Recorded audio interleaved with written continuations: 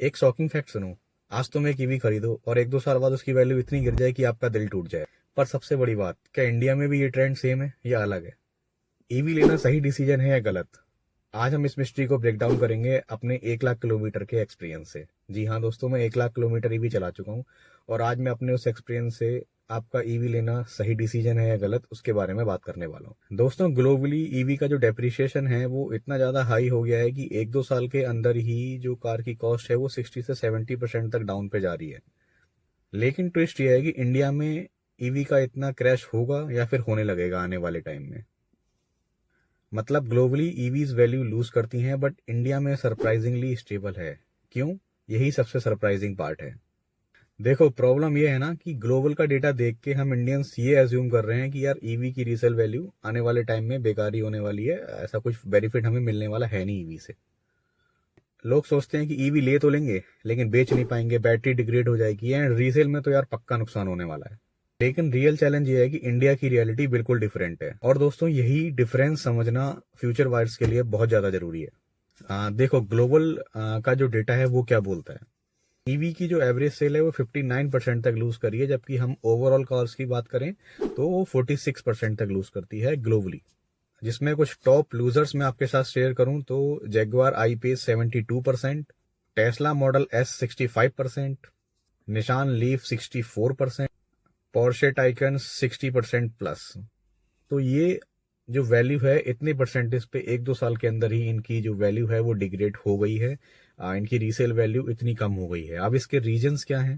Globally जो take है वो काफ़ी ज़्यादा एडवांस है, न्यू मॉडल्स हैं वो बहुत जल्दी जल्दी वहाँ पर लॉन्च होते हैं और इंडिया के कंपैरिजन में जो इंसेंटिव पॉलिसी है वहाँ की, वो भी वहाँ की जो रीसेल वैल्यू है वहाँ को घटा देती है, क्योंकि न्यू ईवीज पे विद इंसेंटिव काफ़ी सस्ती पड़ जाती है as compare to the old EV, जो कि अभी इंडिया में नहीं है।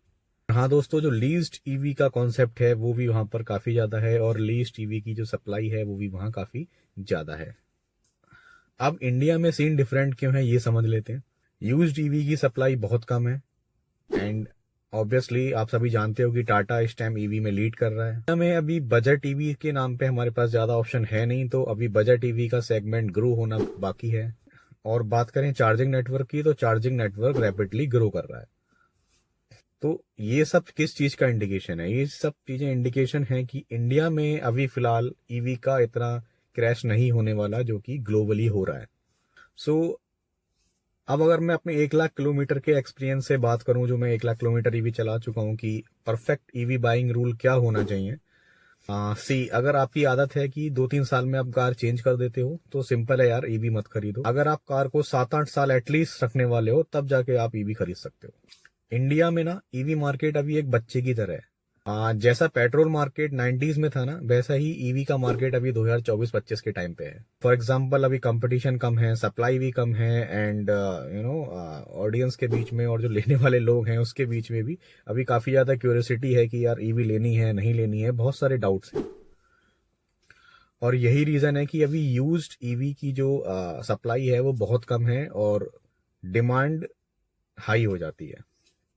इसीलिए यूज्ड ईवी वायर को चॉइस कम मिलती है, डिमांड हाई रहती है और रीसेल वैल्यू ऑटोमेटिकली स्टेबल हो जाती है।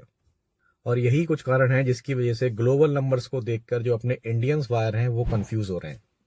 तो अगर आपको लगता है कि ईवी के रीसेल वैल्यू बिल्कुल ही ज़्यादा खराब होती है तो भाई ये कंप्लीटली मिथ है एज ऑफ नाउ, या फिर इंडिया के कंटेस्ट में।